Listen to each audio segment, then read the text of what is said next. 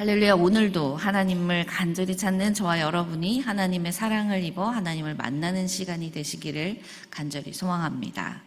오늘의 말씀은 어제 마지막 구절인 21절에 그리스도를 경외함으로 서로에게 복종하라, 순종하라는 말씀에 연결되는 말씀입니다.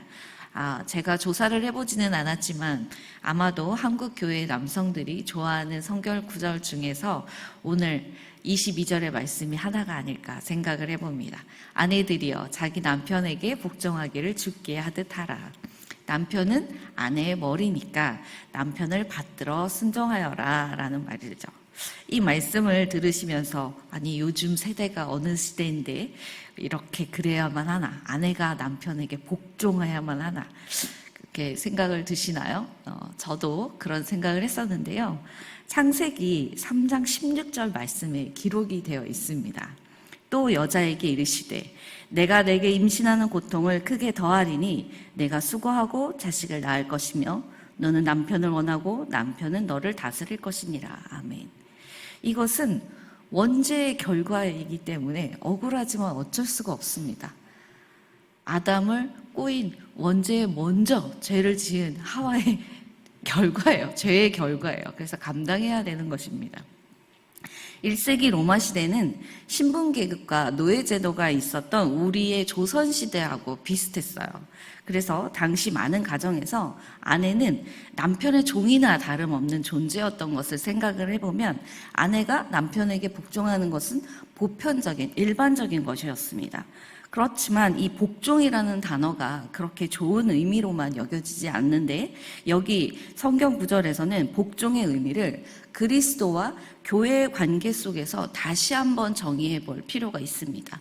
일반적인 인간관계에서 복종이라고 하면 무조건적으로 지시를 따라야 하는 비인간적인, 비인격적인 관계를 말을 하죠.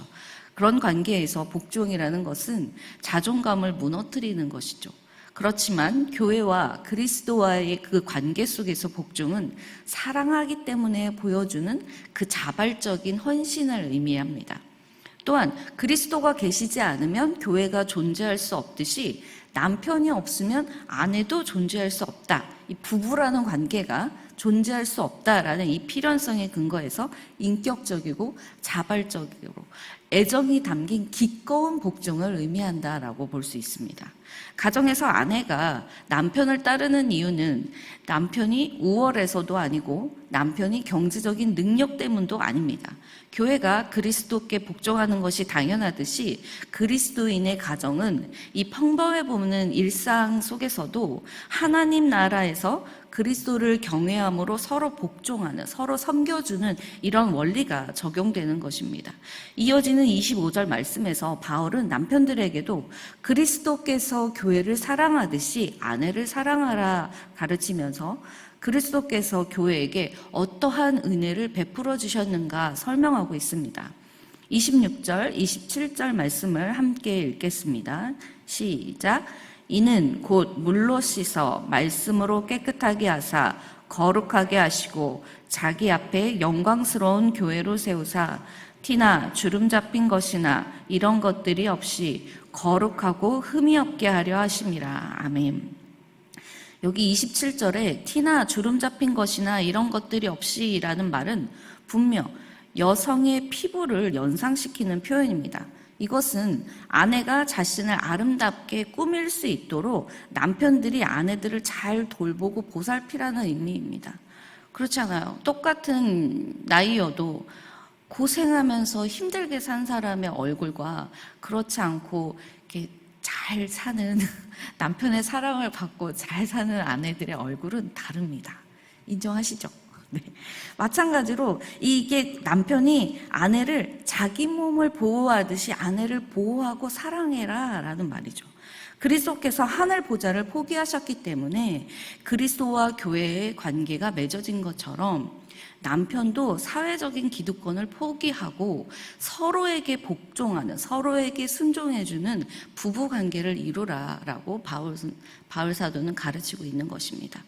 아까도 말씀드렸듯이 로마 시대에는 남편과 아내의 관계가 주인과 종의 관계와 그다지 차이가 없었던 그런 가정들이 많았기 때문에 지금 그 문화를 바꾸는 것은 쉽지 않은 일이었을 것입니다. 그래서 바울은 성경을 인용하면서 이것이 하나님의 뜻이다라는 사실을 강조하고 있습니다.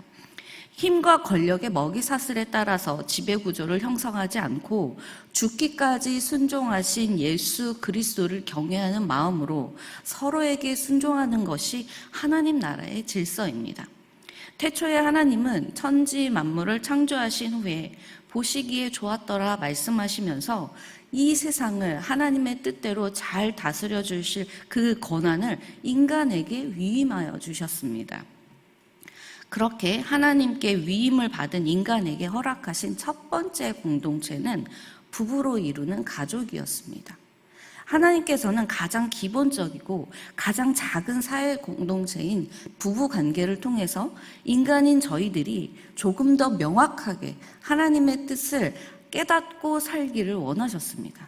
이렇게 부부 관계를 통해서 깨달은 하나님의 뜻을 가족 안에서 사랑의 결실로 만들어지는 그 아이들, 그 혈연 관계를 통해서 조금씩 서로와 서로가 만나서 이루어가는 그런 관계를 확장시켜 나가기를 원하셨어요. 그리고 이렇게 훈련되는 가정 관계 속에서 그리스도인의 가정을 통해서 가족과 혈연 관계를 초월한 공동체, 또 하나의 가족과 같은 공동체에 이렇게 훈련한 그 사랑이 확장되어 가기를 원하셨습니다. 그것이 바로 교회입니다. 불평등의 문제 중에서 남녀의 그 불평등이 가장 뿌리가 깊고 해결하기 어려운 문제일 것입니다. 그래서 지금도 성평등, 성소수자까지 인권까지 지금 논란이 되고 있지 않습니까? 복음은 가정에서부터 먼저 이 문제를 해결해야 한다고 가르치고 있습니다. 예수 그리스도를 주인으로 모신 믿음의 가정이 올바른 부부 관계를 보여줘야 합니다. 제가 전에 있었던 그 교회에서요, 어떤 집사님이 이렇게 남편을 핸드폰에 저장하셨는데 여러분은 뭐라고 저장하셨나요? 이분은 내 편이라고 저장이 되어 있는 거예요. 그래서 제가 그래서 왜 내 편이에요? 남편 아니에요? 그랬더니 세상이 다 남편을 남의 편이라고 얘기하는데 이 남편은 내 편이다. 그래서 핸드폰에 내 편이라고 하트 뿅뿅 이렇게 하고 저장을 하셨던 것이 저가 그때 결혼하기 전이었는데 굉장히 인상적이었거든요. 맞습니다. 남편이 남의 편이라고 이야기하는 세상이에요. 우리는 그런 세상을 향해 하나님 나라의 고귀한 질서를 드러내야 하는 사람들입니다. 주님 안에서 피차 복종하는 이상적인 가정의 모습을 우리는 보여주어야 합니다. 33절 말씀을 보면 바울은 아내가 원하는 것은 사랑이고 남편은 존경을 원한다라고 가르치고 있습니다. 사랑하다라는 뜻의 동사 아가파오는 이 단락이 6번이나 사용될 정도로 강조되고 있습니다. 이 권면은 이웃을 내 자신과 같이 사랑하라는 계명과 같으며 그리스도의 사랑은 부부 관계에서 먼저 실천되어야 된다는 것을 우리에게 알려주고 있습니다. 성경적으로 올바른 부부 관계가 깨어지면 남편이 아내에게 충분한 사랑을 주지 못하고 아내는 남편을 존경하기보다 무시할 때가 많습니다. 이렇게 깨어진 관계를 회복하려면 성경의 원리를 따라야 하는 것입니다. 자기 희생적인 사랑, 자발적인 복종이 관계를 회복시키고 부부를 진정 하나가 되게 할 것입니다. 사랑하는 법황교회 성도 여러분, 저와 여러분 모두가 오늘 바울 사도의 가르침대로 성경적인 원리의 올바른 부부 관계를 보여주는 삶으로 살아서 단순히 교회만이 아니라 가정과 사회에까지 영향력을 끼치고 세상의 질서를 변화시키는 주체가 되시기를 주님의 이름으로 간절히 축원합니다. 기도하겠습니다. 사랑의 하나님, 오늘도 하나님의 관점으로 새롭게 우리의 가정을 돌아보게 하시니 감사합니다. 예수님께서 보여주신 그 십자가 사랑과 은혜를 기억하면서 우리가 남편으로서, 아내로서 서로를 바라보고 서로에게 피차 복종하며 섬기겠습니다. 하나님, 저희들이 세상의 소금과 빛으로 살아가기를 원하고 저희들 믿는 가정들이 교회가 세상의 희망이 되기를 소망합니다. 그래서 저희들을 통하여 하나님의 뜻을 알아가게 하여 주시고 그렇게 깨달은 하나님의 뜻을 저희들을 통하여 이 땅 가운데 실현시켜 하나님의 나라가 임하게 되기를 간절히 소망합니다. 그렇게 행하실 하나님께 감사드리며 예수 그리스도의 이름으로 기도드립니다. 아멘.